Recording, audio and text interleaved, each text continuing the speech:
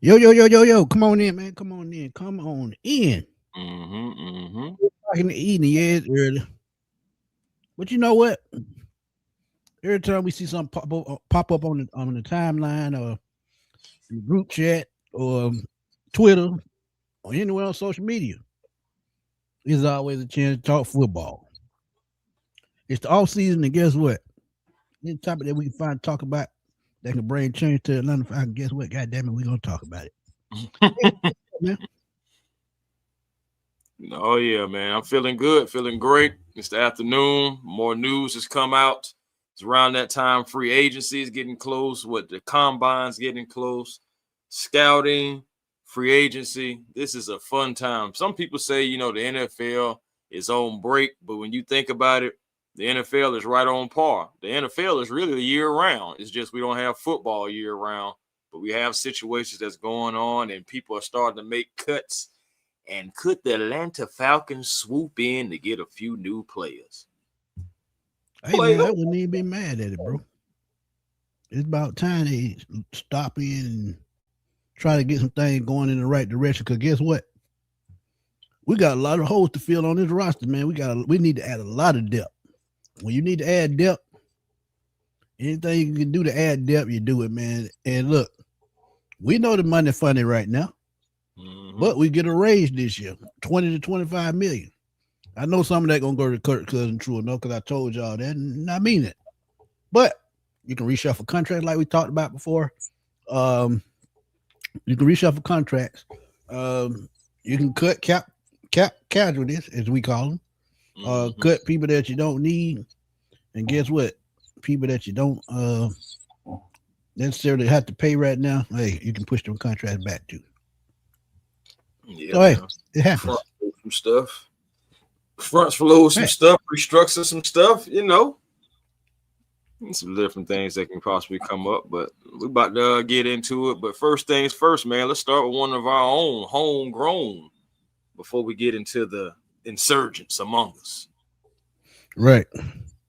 So tell y'all, man, Kyle Pitts is gonna be a hot topic all offseason. We might not want to hear it. But God damn it, it's the truth. Because guess what? Everybody thinking now, and we talked about it long before now. Yeah, we always talk about things and somehow down the road it pops up. I don't know why we end up talking about it too early, but hey, it happens. But sometimes you can get ahead of yourself. But at the same time, guess what? You can't say, God damn it, we know it's coming, because it's gonna come. But guess what? Let me backtrack a little bit.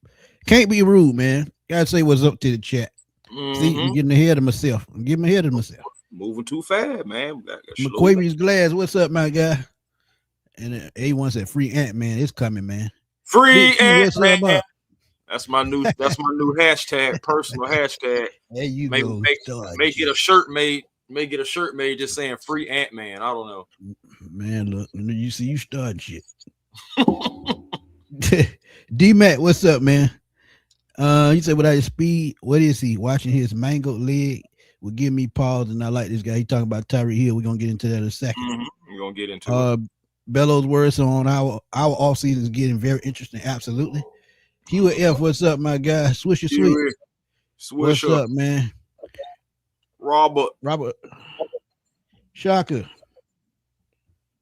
Carl Vincent, Mm-hmm. King ATL supporter.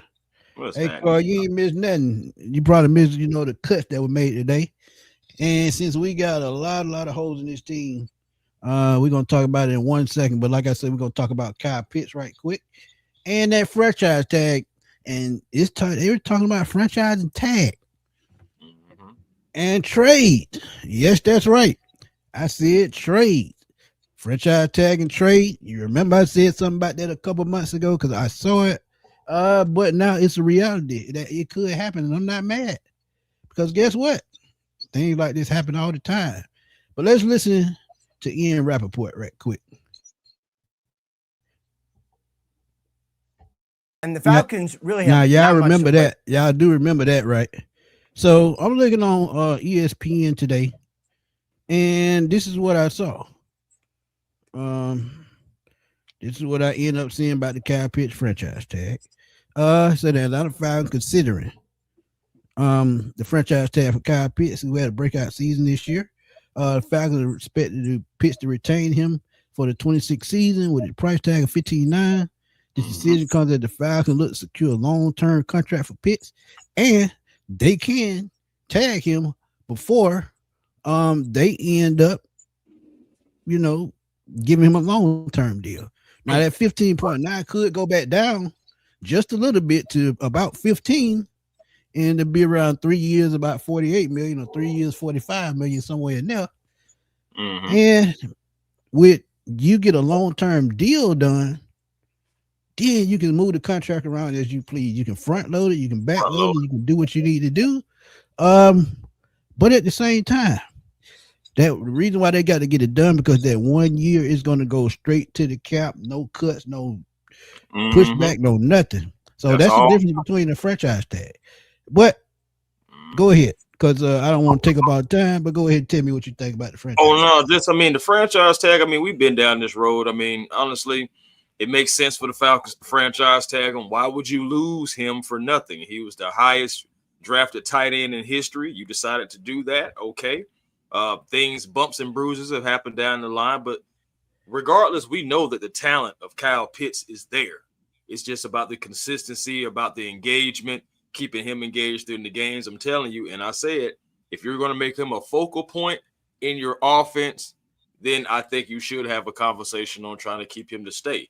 But if he's going to be buried in the depth chart to be like the third, fourth, fifth option, depending on what weapons you bring in, there is no point in paying Kyle Pitts $15 million because he is not a focal point. Yeah. It only makes sense if he's a focal point. But if I'm the Falcons, I franchise tag him regardless, whether if I'm going to trade him or whether if I tell him, hey, go do it again. Let me see you do it again.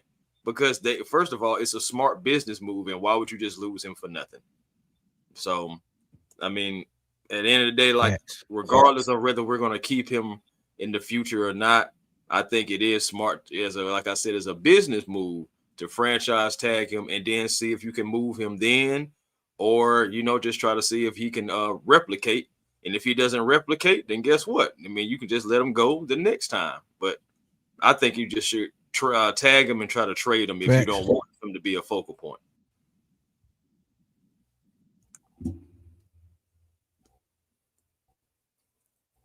Right. Trade I was talking about, shout out to Blog and Dirty. I couldn't find it on ESPN, but I did read it yesterday. And this is what Jeremy Fowler, ESPN, said, and we always get news from Jeremy Fowler because, he be on it. He be on it, but man. It says, according to Jeremy Fowler, that is what the front office is planning to do, is franchise tag him, even with the expensive price that'll follow. This week is the week when franchise tag window opens up, so expect Pitts to be one of the biggest names tagged. And usually they do this with, I've seen them do it with a kicker before. Wasn't it Matt Bryant that we franchise tagged 1 year because we didn't want to use it on nobody else? I think it was Matt Bryant, and it happened to Younghoe Koo before. So, sometimes these type things happen. But it said there's some momentum around the league.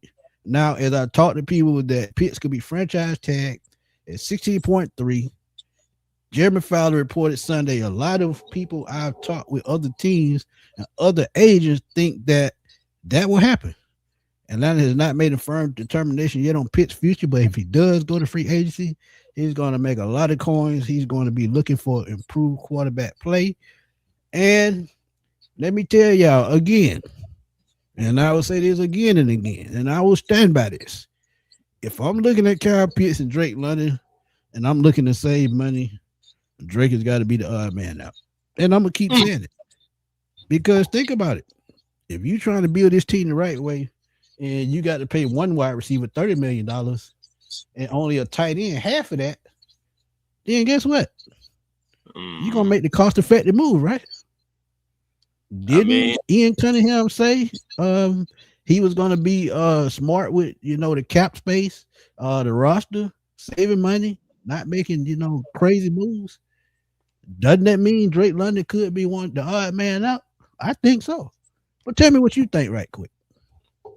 Man, I ain't gonna lie to you. It's just, to me, if I'm wondering between the two, I get the cost-effective move is Kyle Pitts, but I feel like the most productive move is Drake London. I understand. Like, now, I get what you're saying about the money. I'm with you on that to a degree, but at the end of the day, like I said too, we can't have no control over what the market is. The market goes up every year. And one thing about it, Drake London, as long as he stays healthy and still stays on his projection, he's really in line, Smitty, with what the market is. Like, again, we can't have no control over it. We never have. But at the end of the day, the market is what it is. And I'm just saying, as far as value, and I know what I'm getting fully, yes, Kyle Pitts is the mismatch going across the middle and everything. But who's to say that at certain times Drake isn't a mismatch?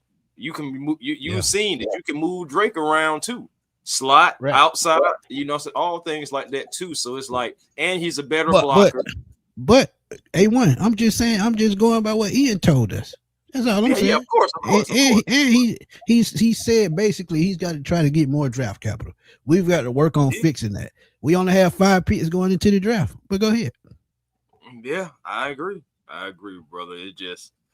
I just feel like Drake London, okay, because if you get rid of him, you don't have nobody for you right now. But I agree with that 100%. I agree with that 100%. But this draft alone is a wide receiver heavy draft. So if you decide to make that move, this would be the perfect time. I mean, that's all I'm saying. I'm just looking at what he said in the draft as a whole. And we're gonna put together some shows for draft prospects. I was gonna do them one by one, but that'll take up too much time. So we're gonna come up with shows for draft prospects for each position that we need, and we'll use that going into the draft, because the combine is coming soon. I think it's next week, if I'm not mistaken, or later this week. So I mean, we got to get a push on, but I'm just saying we got to get draft capital and draft wide receivers. This is a wide receiver heavy draft, man. It is. But I will admit this too, though, bro. Like, and I like this comment right here, because this is true. Cunningham needs to fix, so with Fontenot, Smith, Morris, all their mistakes, and we're gonna lose somebody. It's unfortunate, but it's the game. It is, regardless. Thank you, Trey. That's all I'm saying. He's gonna be gone. He made my point blank. Period. You got to lose somebody, whether it's Drake, whether it's Jesse Bates, Kyle Pitts. Somebody's got to go. You lose Drake London, you're gonna need 2 wide receivers. Agreed. But at the same time, with what Kyle Pitts presents on the field, with a decent quarterback, and now with an offensive staff that can probably get him the football, I have no problem with losing Drake. And like somebody said in the chat, yes, this is a draft full of wide receiver 2s, but at the same time, there's always that one receiver that's going to step up that nobody expected. A la Antonio Brown, a la Amon-Ra St. Brown. There's always guys in the draft that are going to step up to be a solid number 1 that nobody sees coming. But when you talk about possibly trading him, I get that part too, because that buys into what I'm saying also. If you franchise tag him and trade him, you get no less than a 2nd round pick. And depending on who it is, like I said with Drake, if it's somebody at the bottom of the 1st or the middle of the 1st, like a Kansas City, you go to the bottom of the 1st, Buffalo. I mean Philadelphia. And yeah, I said Philadelphia because he's a Philadelphia kid. He would probably like to go home and play. But okay, I mean, hey, okay, go ahead. Getting rid of Drake London, are you feeling confident with Kyle Pitts being your number 1 receiver? That's a damn good question. The reason why I say I would be comfortable with Kyle Pitts is because what I said earlier. Now that we have an offensive staff that can develop quarterbacks, no matter who we bring in, and there's another name out there, and I'm gonna get to that. And my boy Berto brought it up first, and I looked a little bit more into it. But when you bring in, a bridge quarterback, no matter who that be, or if Michael Penix comes back on time, I'm satisfied with Kyle Pitts. Michael Penix is satisfied with Kyle Pitts, but it's just at $30 million for me. I would, I told you I would love for Drake to retire Falcons, But when you talk about money, if you can let Deion Sanders walk, you can let anybody walk. That's all I'm saying. But Willie, thank you for the donation, my brother. Truly appreciate it. As always. Y'all dropped them super chats while y'all let it. But go ahead, Chris. My bad. Oh no, it's all good, man. I'm just sitting here, just really just thinking, and I'm like, see the money is the issue with Drake London. If Drake London and Kyle Pitts was both $15 million, I really don't even believe we're having this discussion. I think we just go with Drake London and just go be done with it. But I understand that the money is also hurting everything. So it's like, but ultimately, I just feel like I can get more if I can get more if I trade Drake London, yes. But I feel like I get more if I keep Drake London as well. And that's no slight to Kyle Pitts at all, because I want to keep both, because I think if you keep both, you're a better team. But again, we're not most likely going to be able to keep both, because we still got Bijan Robinson to take care of. I agree with that. 100%. And this is what I'm saying. If the Falcons get them to get Drake to take less money and Kyle Pitts to Drake take just a little bit less than what the franchise tag is, both of those players, if you can get both of those players for $40 million, I think you cooking with fish grease. Because at any point in those contracts, you can rework and push that, kick the can down the road, as we always say, and you won't have a problem. Because guess what? After you pay Drake $30 million and pay Kyle 15, 16, you got to pay Bijan 20 the next. So we heading back into the Matt Ryan, Julio Jones, Deion Jones territory again. And I don't want to do that. And look, this is a perfect point. Puka Nacua stepped up for the round. He was a 5th round pick.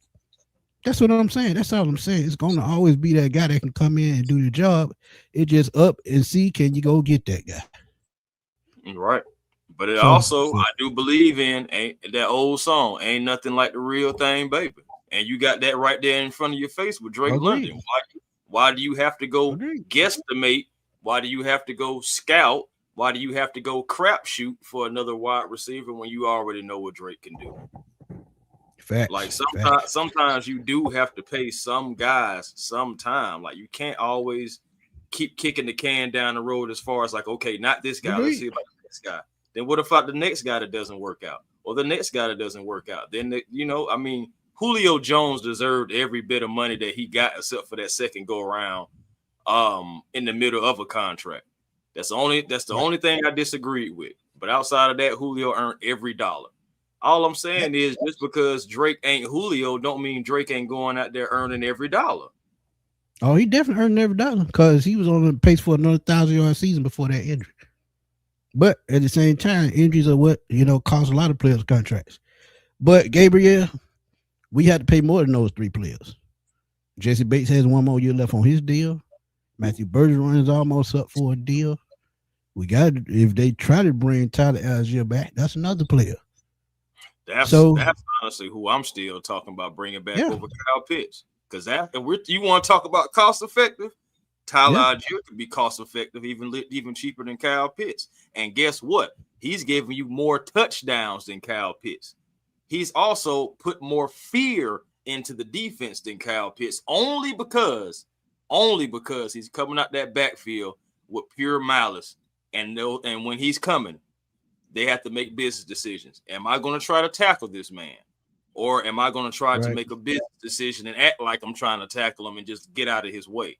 Because you already know he'll run you slap over. And again, you have a quarterback coming off of a knee injury. What's something that can help that quarterback get into rhythm?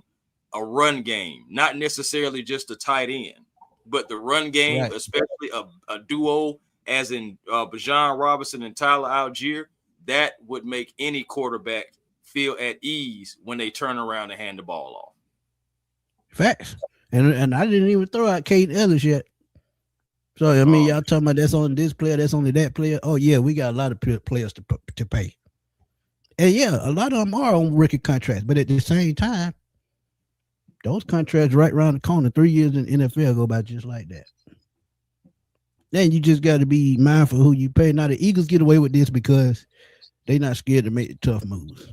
And y'all got to think, with James Ellis possibly being out, not James Ellis, James Pierce possibly being out for the season and probably, for an extended period of time, we got to go find other edge rushers.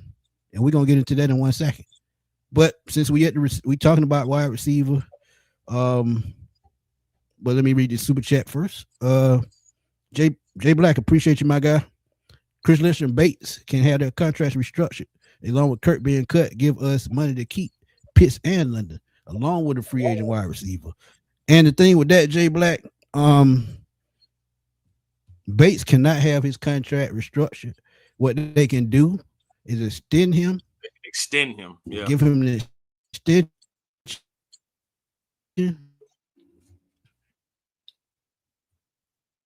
and backload the contract, and that way, with the money. So, I just think if they sign him to a new deal, that's one contract out the way. But then you got to think about Caden Ellis. Will he take around what he made here? No, before? No. He's going to be in the 10 to 12 million range. I think he was at like 8 million on his previous contract in the last year. So now he's going to be 10 to 12 million. One team that everybody is predicting him to go to is to go out there with his brother Christian in Denver under his former coach Sean Payton in New Orleans. And it makes a lot of sense. So Jay Black, yeah, I get what you're saying, but go ahead. But my thing is, I don't have a problem. Me personally, now, I don't have a problem extending Jesse Bates because I don't necessarily want to throw Xavier Watts, even though he had a great rookie season. I'm not ready to throw Xavier Watts out there into the starting lineup by himself. I want one, possibly 2 more years of Jesse Bates because he's still playing at a high level. Okay? And at the end of the day, yeah, there's a possibility you could lose Caden Ellis this offseason. You can't lose Ellis and Bates on your defense, okay? Right, and that's the 2 leaders of the defense. Absolutely. So absolutely. I just want to be real. Like, you're not going to be able to keep everybody. I get it. But there are certain guys that just do something for your locker room. And my thing is, I would prioritize possibly Jesse Bates extension so you can get some more money and some in the cap space. Like, I understand and I feel what y'all saying sometimes, about Tyler Algier. I feel that, family, when you're saying about if you got Bijan, you don't need Tyler. But I respectfully disagree. That is the main reason why you need Tyler. Because all it takes is one wrong move and Bijan Robinson is gone. At the end of the day, I want Tyler Algier and Bijan Robinson to bounce off one another, protect one another, and save each other so both of them can be fresh in the postseason, hopefully when we get there, and then also more years down the line. I really believe that they can play off one another and help protect one another. But I'm not saying that I'm just automatically assuming something is going to happen to Bijan, but I'm not going to sit here and be naive like something can't happen to Bijan Robinson at any given time. So that's all I'm just thinking about. And you remember us saying that about 3 months ago, or maybe 4 months ago. It was probably around week 10, week 11. And we were throwing out the idea that he could get traded as well because sometimes, when you talk about value and you're trying to build a Super Bowl winning team, the most important position is quarterback. But at the same time, when you have a superstar running back and you can get 3 first-round picks, who says no to that? Didn't Saquon Barkley lead the Giants? Look at what he did. Eric Dickerson got traded from the Rams to the Colts. I mean, it happens. Marshall Faulk got traded from the Colts to the Rams. It happens. Hey, wait a minute now. Now I feel that, yeah, he did have some games where he only had 5 carries. Who fault is that? Not his. We already know that's Zach Robinson. That's Zach Robinson. Yep. Facts. Let's see. D. Craig, what's up, my guy? Thank you for the donation as always, my guy. He said, if Penix, Walker, Watts, and Bowman work out being good, then we'll have to pay them eventually. This is a good problem to have. Absolutely, it's a good problem to have. I'm just saying, timing is everything. If you had to trade Bijan and you keep that $20 million on the books, what if there is a superstar player out there that's just a little bit less than that $20 million, say like If he's 20 to 25 million, you go get a star player for 15. Let's say 12 to 15, and you save that extra money. That's another role, a strong role player that you can bring in with that change. And see, this is what we saying. It's not about that we don't want the superstar players. It's about the team at the end of the day. When you building a team, you got to be smart as the moves that you make. Everybody can't make the Philadelphia Eagles move. The reason why the Philadelphia Eagles get all those players is because some players, when you're on a championship caliber team, they willing to take a pay cut to get their Super Bowl ring. That's the difference. If Atlanta was in a position as to where they won a Super Bowl and they already have a good team, you would have veteran players that would come to Atlanta and say, hey, we'll take a pay cut to get to this team to try to get to another Super Bowl. But we're not in that spot. And we trying to get to that spot. So whatever we have to do to get to that spot in that time, we got to do it no matter what. Because as I told y'all, Jerry Rice didn't finish his career as a 49er, neither did Joe Montana. So it happens. Mm-hmm. But man, I know we've been talking nearly 30. See what I'm saying? See how much Kyle Pitts himself alone can spark a conversation. Because it went to Drake London, then it went to Bijan Robinson and Tyler Algier, and then you got Jesse Bates and everybody, etc. All that sparked from just the Kyle Pitts conversation alone. Almost 30 minutes. Yeah. But guess what? We're gonna get into those free agents, right? It gets out of hand fast, man. It gets out of hands fast. But we talking about wide receivers, and there was one in Miami that was cut today. And y'all put it in the chat already. I told you we're going to get into it right quick. Soon to be 32-year-old Tyreek Hill. 8-time Pro Bowler. Tore up his ACL and dislocated his knee. And will be an unrestricted free agent for the first time in his NFL career. His release will say the Dolphins $22.8 million against the salary cap. And guess what? He didn't have no guaranteed money. So you will have to pay him again if you want his services. No, he will not be the same. And I think he will go somewhere where he's a legit number 2 receiver, because the number 1 in his career is over with. Nah, after that injury. Yeah. I didn't even know as bad as it was, bro. I didn't know it was bad as it was. I mean, see, now the thing about it is I didn't see it live. I saw like a clip. And honestly, the clip that I saw was only like 10 seconds, and I never did go pay attention to watch the entire play like on YouTube or anything. So I knew that it was a dislocated knee, but then I had read that the ACL was still intact, and I was like, well, that's extremely rare. He was blessed. But now they're saying torn ACL, but that's normal with a complete dislocation of the knee. That ACL normally gets torn in that process. So he's recovering from a knee and an ACL. Just like Mike Penix, he had a full reconstruction as well. Clay said problem is Tyler feels like he should be starting, and he should, and there's not enough carries there. Absolutely, Clay. Absolutely. But go ahead, my bad. I'm just saying just about Tyreek though. My thing is, he's immediately a free agent. He can sign to whatever deal that you wanted to. If you're bringing in a Tyreek Hill, what are you even offering him? Oh boy, that's a damn good question. I mean, he's from Georgia, by the way. From Georgia, yes, South Georgia, absolutely, South Georgia. Man, he was scheduled to make $30 million. So I'm thinking his starting point is going to be anywhere from 12.5 to 15. And that's even with a torn ACL. And do you want to pay a guy like that? I'm sorry, Tyreek, I can't give you $12 million. Not starting off. But I mean, look, somebody's going to give it to him. And first team I'm thinking about is his former team, Kansas City. Oh, yeah. I mean, they're going to need some receivers anyway. Rashid Rice is out there, but Rashid Rice, he can't do it all by himself. And, it's like they got Rashid Rice and a bunch of gadget guys. And then you got Travis Kelce, but who even knows if he's even going to be back? And Kansas City is another place that has been brought up multiple times about Kyle Pitts.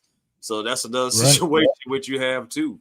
Honestly, I mean, he's going to be turning 32, but my biggest problem is you got a speed guy coming off of a knee and ACL tear.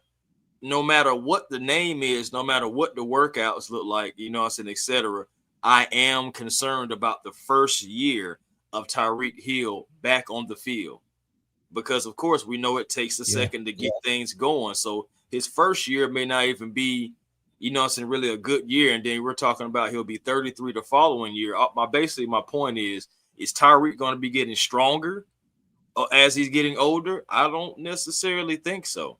I think honestly at the max, but Falcons will offer 1 year, $10 million at the max. Right. And don't get me wrong, this is where I think Tyreek Hill has the advantage when it comes to the wide receiver position. He's a veteran. So when you talk about him just being a vertical, you know, down the field guy, at this point in his career, he knows how to work the field. And he's a run after the catch guy. You can line him up in the slot, you can line him outside, anywhere on the field. Yeah, you can line him up in the backfield. But if you have a legit number one receiver and take pressure off him, I think it makes him even more dangerous. He doesn't even have to be as fast because he's a 4.2 guy. Let's get that out the way. He's a 4.2 guy. And even with a knee injury, he's still a legit 4.4 guy. So if you have a Drake London and some more weapons around him, and say you bring in a Kyle Pitts or you go out and get a Dawson Knox, a legit tight end, you can bring him in. But I agree with that price. When you talk about 12.5 as a starting point for a 32-year-old coming off of an ACL tear, yeah, that's a lot. But and he was a speed guy. Right. I just can't do it, brother. I just can't do it in good conscience. Like, I'd rather go get somebody out the draft before I have to pay him so much amount of money. I do believe that he'll possibly get picked up by somebody, but I think it's going to be a reasonable deal. I mean, it has to be. I'm sorry, that dislocated knee and your ACL on somebody that speed is the key to your game. That's just tough for me, man. As much as I like Tyreek Hill, I've always liked Tyreek Hill as far as a football player. I just can't do it for that price. And especially not with the fact that we have so many other players that we could be spending money on instead of Tyreek Hill. And another thing I can see A1 is he might not even be expensive at all. If he goes to the right team in the right situation, he may play for the vet minimum. You got to think of, well, I can't see all the money he's made because he got all them damn kids. But you got to think about, you know, the money he's made so far in his career. So if he goes to the right team, a championship contender, yeah, he may start off at vet minimum, or, you know, what they call it, the vet minimum for his position. And his position right now is about, I'll say about $6 or $7 million. And I could start right there, and that's fair. Because he's been in the league, he's put up the numbers, he's a multiple time Pro Bowler, so he's warranted. But when you start at a double-digit range, oh yeah, that's where the problem starts. But D. Craig said us having this debate shows how talented our Falcons are. As fans, we get too emotionally invested in these players, and that's all I'm saying, man. That's all we saying. That is right. All we saying. Miss Stephanie, what's good? What's good? Dan said Hill at this point would be signing Julio's last contract. 1 year prove-it deal. Absolutely, Dan. Absolutely. Ghost Peppers, what's good, my guy? Let's see. Jared Clay said, quick question. JP can play till he go to court. No. I don't think it's gonna be like that. I think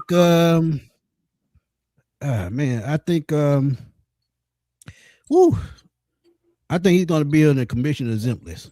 If you want me to be honest. I think that's where he's headed.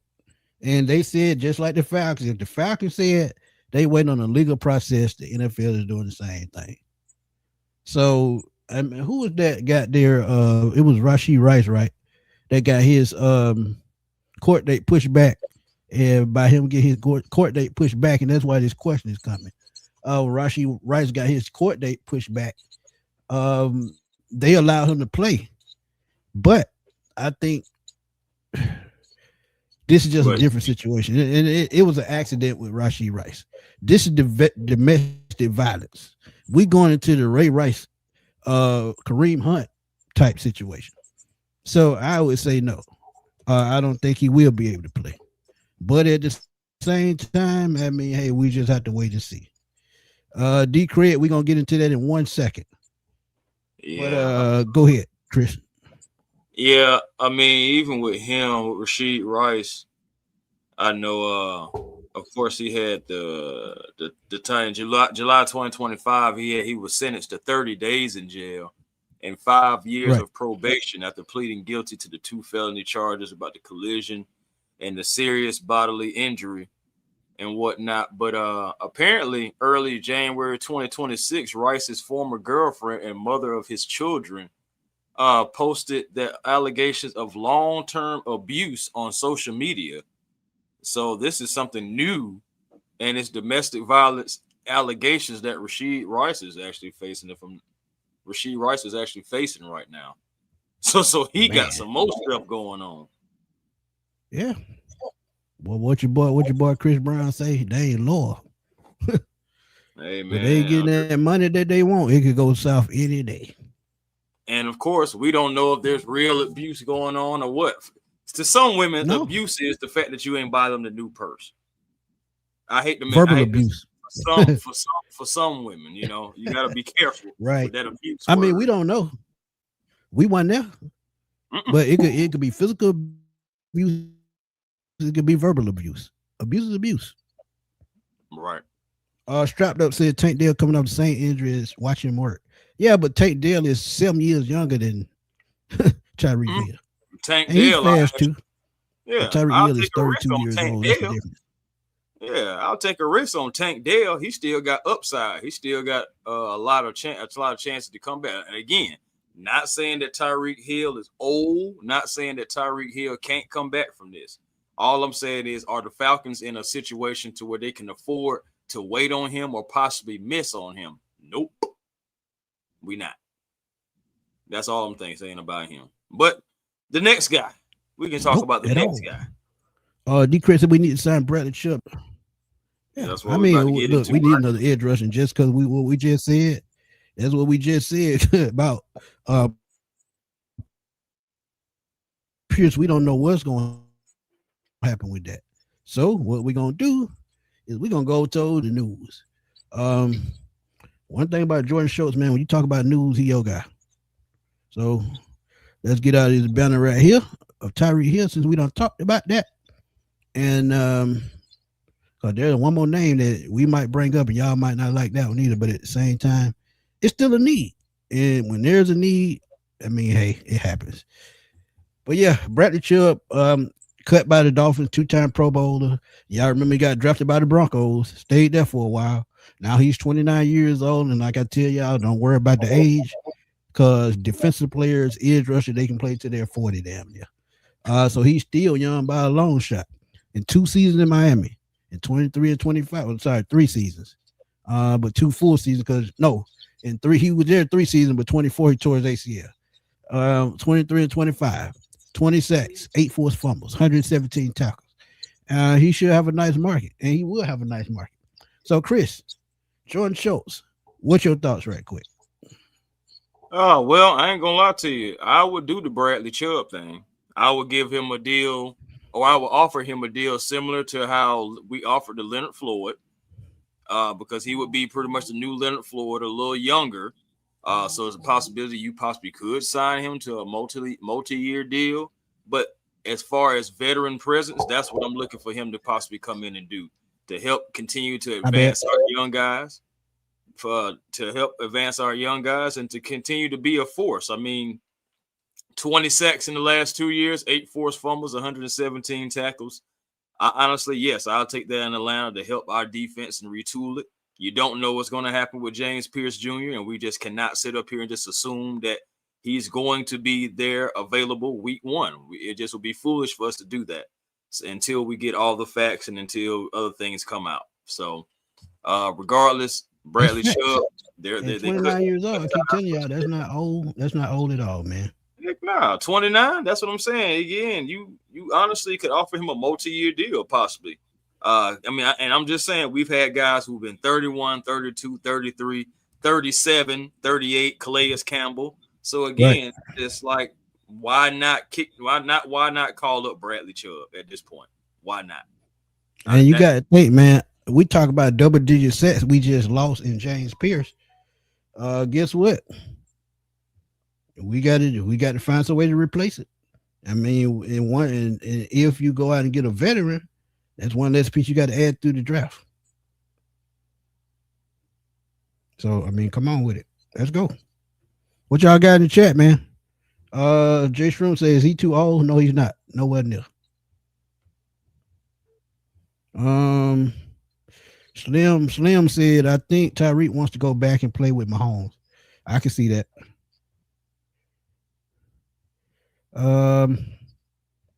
Jared Clay said, this some bull crap because we was heading up. Walker got to step up. Yeah, that's true. That is true. Pursuing Tyreek Hill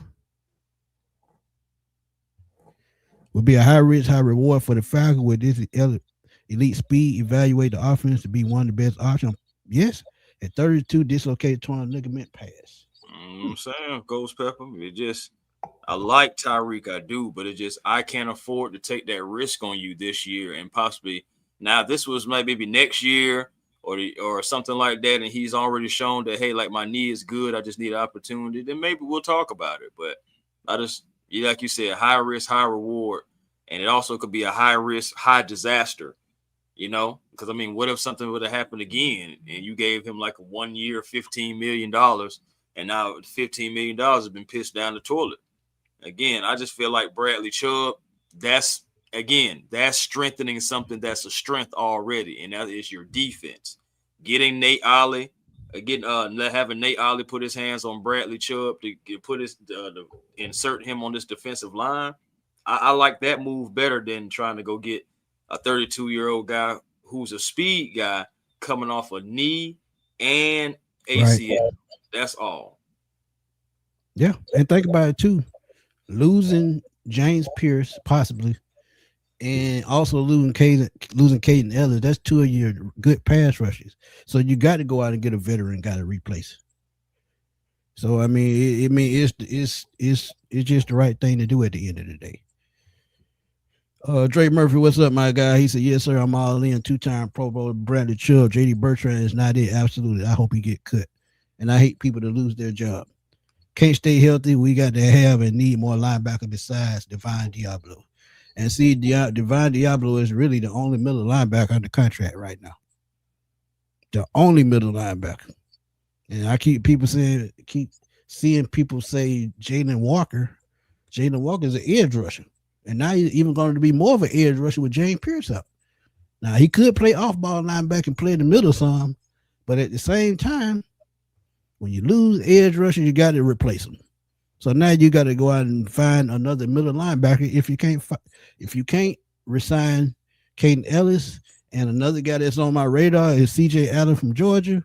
He may be there in the second round, and he'll be a nice replacement. But hey, we'll see. Yeah, man, we're gonna see exactly what's going on. And honestly, now this last one gonna be funny. I said this last one gonna be funny, and I ain't gonna lie to you. JD Bertrand, we know that he's not it.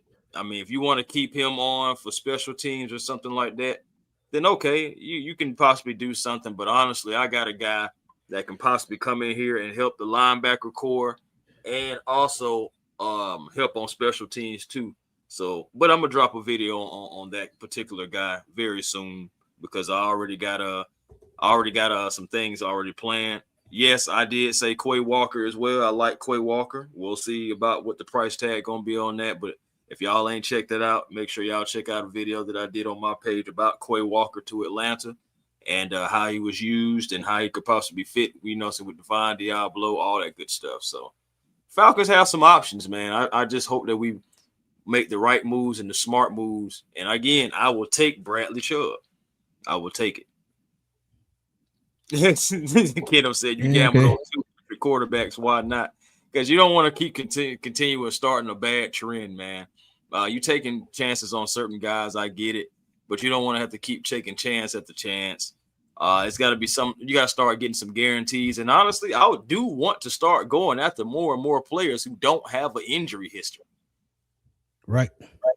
And see, the thing about injuries, man, they could happen to anybody anytime. Mm-hmm. I mean, it just happens. I mean, it's something that we can't do. And when injuries pop up, guess what? We can't do nothing about it. But like Chris said, man, here's another that I know y'all won't like, but y'all just got to hear us out because we just talking. It's just a conversation. So don't jump off the rails because I mean we just having a conversation, but it happens. But here's another one that a lot of us don't want to talk about. It's the quarterback position. And look, here is something that's been out there for a while. Dolphins are looking for a trade partner for Tua Tagovailoa, which they probably won't get. Let's keep it real. Let's keep it funky. Let's keep it 100. They probably won't get that. So guess what? They may release him. So if he's released and not traded, should the Atlanta Falcons throw their ring in the hat? And now look, I know he has concussion issues, but at the same time, he's only going to be a bridge guy. So by him being a bridge quarterback and possibly a backup after that, who says no? Me. I say no. I say no. Hey, oh man, oh gosh, it's just like because okay, if he gets released, it's like okay, he'll be on the vet minimum. He'll be on the vet minimum if he was released. But go ahead. Yeah, vet minimum. It's just like my goodness. I will tell you this though. If you bring in Tua on a vet minimum, I do feel like he'll be better than Easton Stick. I just don't know how much better than Easton Stick. Oh man, it honestly, man, they try to cater everything for Tua down in Miami, and it still just didn't work. They figured out, honestly, the offense got figured out because Tua got figured out. There's only so much that he can really do. And then also with the concussions and all that stuff like that to go into it, I just feel like, honestly, there go another situation to where the Falcons, it can be tempting, but the Falcons may need to step away from it, honestly, unless it can be just favorable for the Falcons. There are other options that you can try.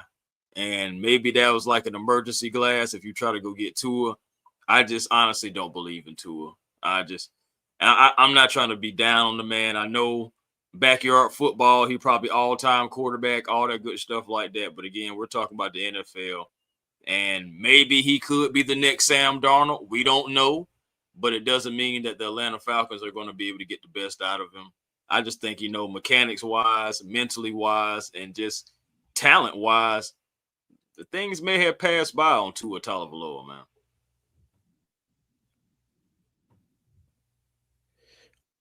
Okay, so he on the one of the things that I don't like is his height. He's only 6'1", about 225, so he's on the small side.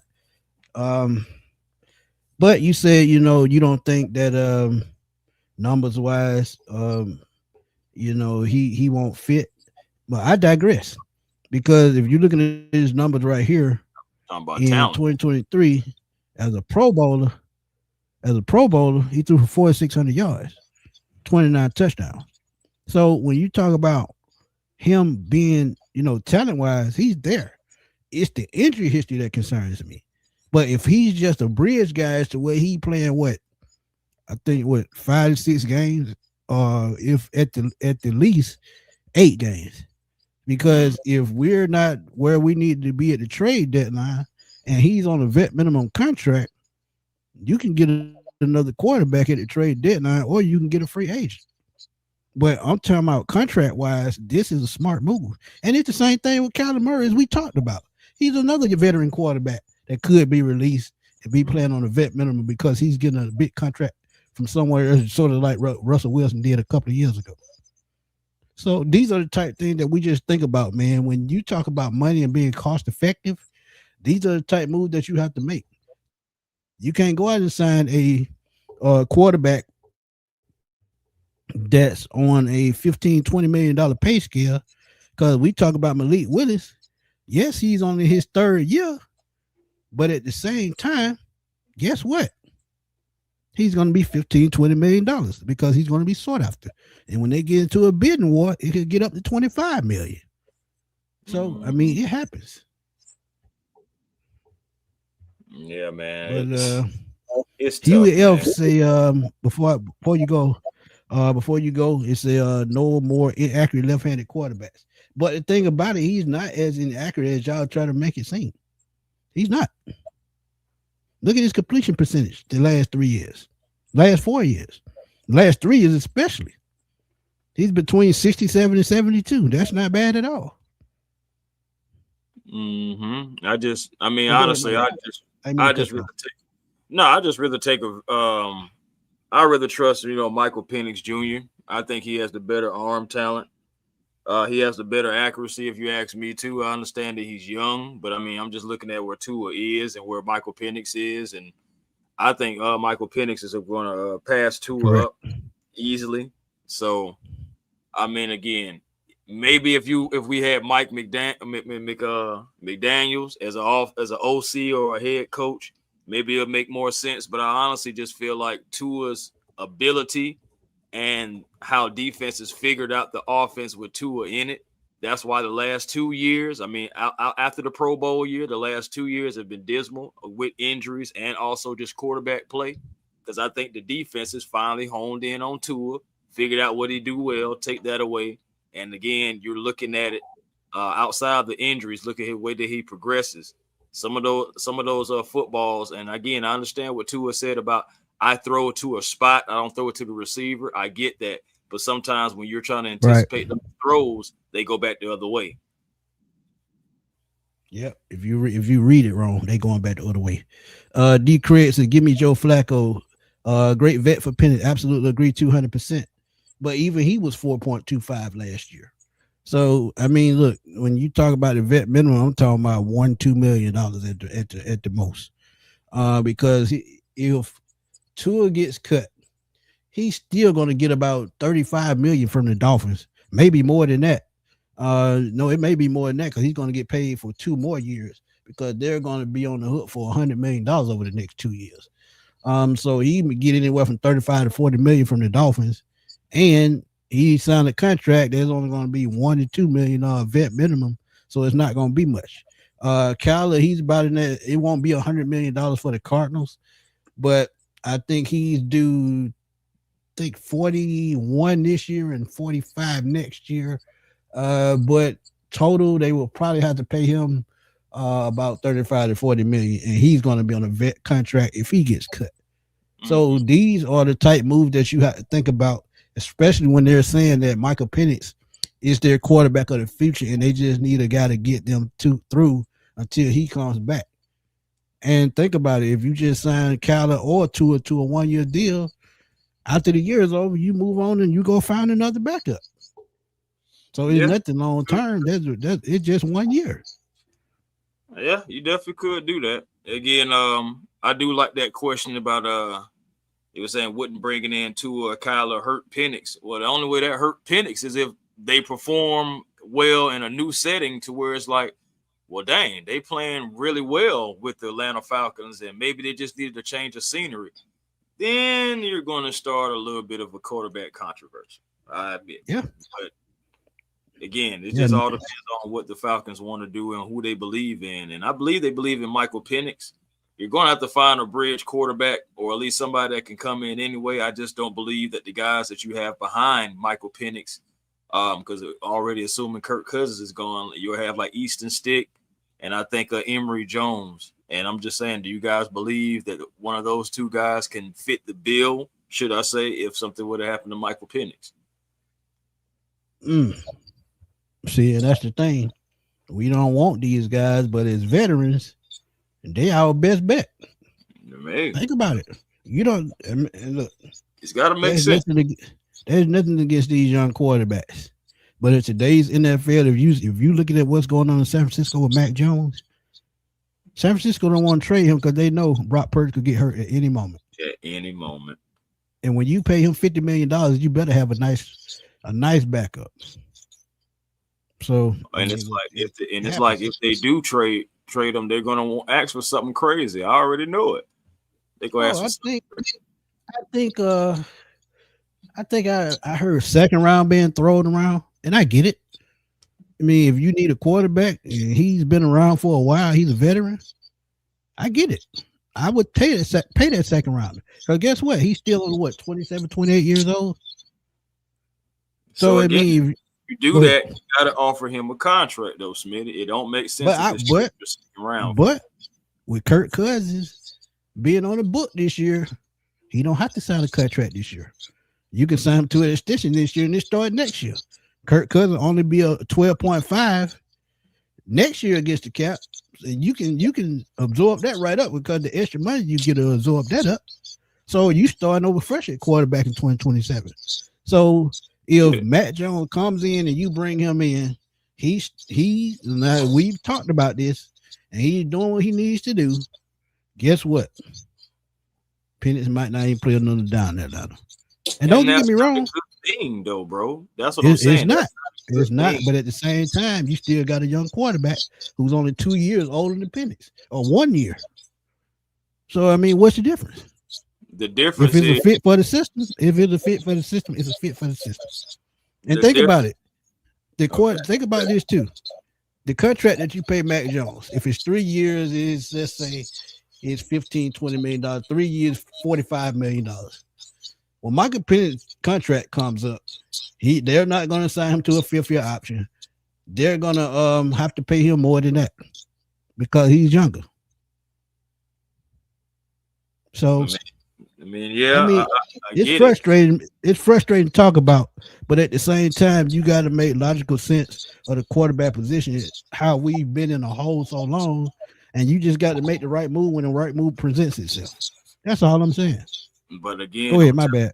I'm telling you, Schmidt, it just doesn't make any sense to trade your second round pick and you don't have any picks to begin with. So you're going to go into it with 4 picks. Then you got to sign this guy to an extension. No. I said the second round pick would be worth it. I'm not saying the Falcons would do that. I just said it would be worth it no matter who they trade for. But that's what I'm saying. No matter who trades for him. But that's what I'm saying. The topic is Mac Jones. So if the topic is Mac Jones, that means the second round is gone for Mac Jones. So if you do that, again, you have to sign him to an extension. And again, it's going to make the Falcons, still look bad because you still got this rookie on a rookie deal and you're not even playing him. But you extended another quarterback from another team, still got this rookie, not going to extend him. And regardless, you still paddling backwards regardless. It just if Mike Penix don't come back this year and not able to play this year, that's still a bad move. Michael Penix will be back this year though, bro. No, I'm just saying, what if he didn't? Oh, I mean, well, if was a fifth, but we know he's gonna be back. That's what I'm saying. I mean, just be honest. I get where you're going with that. I get where you're going. I'm just saying, a month ago, having this conversation, it would have been different. But we know for a fact that somewhere down the line, Michael Penix is playing this year. So we can eliminate the what if he don't play this year thing. It's just how many games is he going to play? That's what the conversation that we're at now. I'm thinking if Michael Penix is healthy, Mac Jones is healthy. If hypothetically Mac Jones beats out Michael Penix, now you have to pay 2 quarterbacks again. Then on top of that, the guy that you possibly want to have on the rookie contract and build around the team, now you don't have that access anymore because you're paying Mac Jones to be your starter and Penix to be your backup now. But Penix only be 1 year left on his deal. So that's why I said earlier, months ago, if it didn't work out that way, Penix wouldn't play another down because he would be on 1 year deal at that point, and his 5th year option would be canceled, and they would be looking for another quarterback. But I mean, I wouldn't do it either because they've already said they want Penix to be the guy. Tommy Reese made that clear. Ian Cunningham made that clear. So when you talk about veteran, Joe Flacco may be the best point. best player that you could think of, because he was on Stefanski last year in Cleveland. He played well, even though he That's fell asleep on the sideline. He played well. Hey man, black man. Well, I mean, the man got tired. What can I say? It passed bedtime. Um, Trey Murphy said, "Would y'all cut Captain Kurt 2 Chainz, cut and re-sign him to a cheaper deal? No, let him go on the way he going. Yeah, I can see him I in agree. Miami if two was cut. Possibly. I mean, I'm just thinking about that too. You could. I mean, Kirk Cousins again. I've talked about it. There's still that slight chance that he can be cut and brought him, and he can be brought back because it's Stefanski, because he knows the offense, knows the team, everything like that. You think about when he bring him back. I'm pretty sure Kirk Cousins is already still getting paid. He may have to take a vet minimum. So if not, then so you can go ahead and keep on walking. But regardless, you're gonna have to figure out that quarterback situation. I just don't think the Falcons want to bring in a situation to where it's more controversy. I think they want a clear starter for the number one and clear backups just in case something happens to the number one. Hopefully, things go right with the number one so you can continue to still build around the team while the number one is still on that rookie contract. That is ideal for the Falcons, not adding extra quarterback contracts and everything like that, even though they may have to. We'll see. Yeah, man, I think it's just time for Kurt to move on. I think he cost us the fifth round pick when he got here. Then tried to force a trade. At the trade deadline, it's just time to go. I wish I Man, had that kicking emoji. I'd use it right now. He just got to go. bro, personally, I was done with Kurt when he cost us the draft pick because I'm like, how you already walking in the door causing problems? But it was just Yeah, like, all right, let's just see. and they paid him 180 million to cause problems. That's sad. And he got 100 million in the first 2 years. And we only got a couple of more wins. That's it. We paid And the all that cra- money to get one or two right, more wins. That's wild. right. And he basically got his guaranteed money the first 2 years.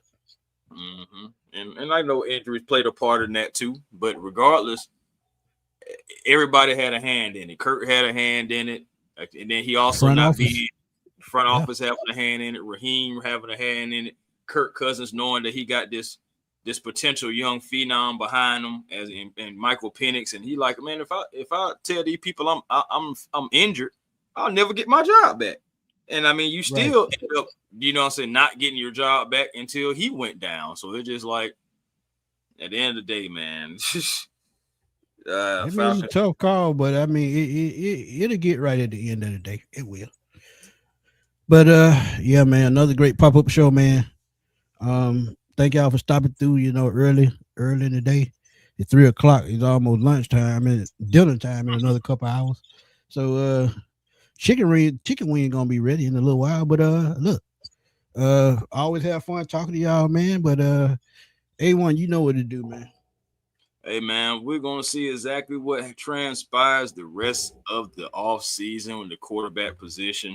Hey man, at the end of the day, if people get cut, you may have to look at them. If Tua gets cut, we may have to still look at him regardless.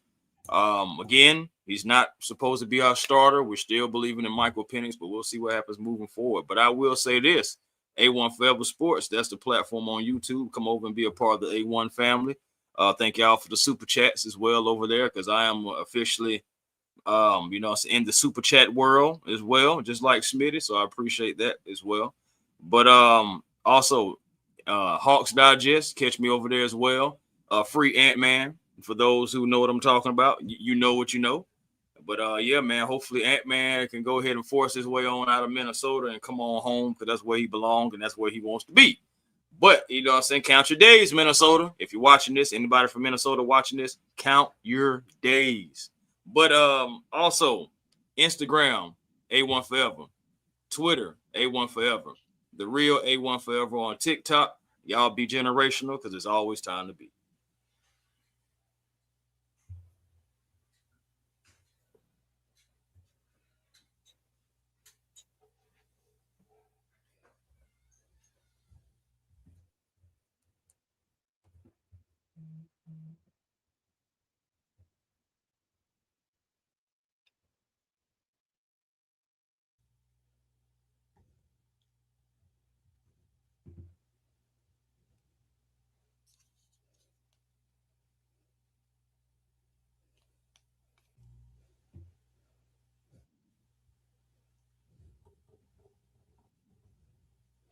Man, did the thing go out again?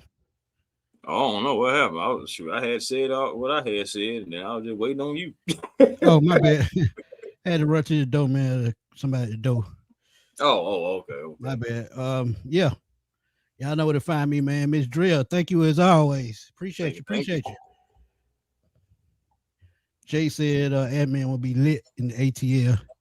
That would change the Atlanta landscape, period. You know what? Me and A1 gonna talk about that, either today or tomorrow. We're gonna try to do a show on that, man. We always talking Falcons. Let's talk Hawks for a change. And until then,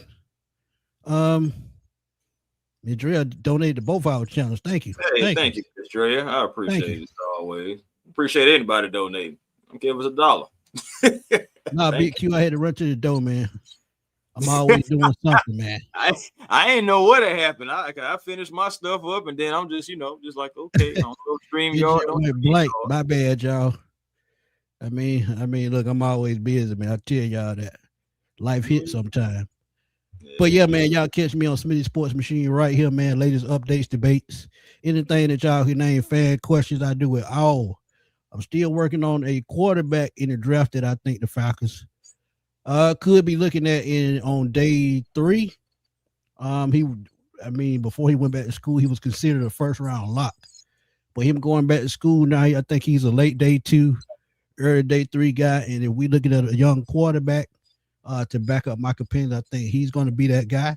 I will be dropping that sometime tonight or early tomorrow. So y'all stay tuned for that. And also catch me on Twitter at FatBoySlim_21. As we always over there blowing that thing up, me and A1. That's what we do. And thank y'all for tuning in, man. We're going to rock on that because more news is going to drop soon. So trust me, we're going to have some fun, man. But for my boy A1, this is your boy Antoine Smith. I'm going to holler at y'all later, man. Peace.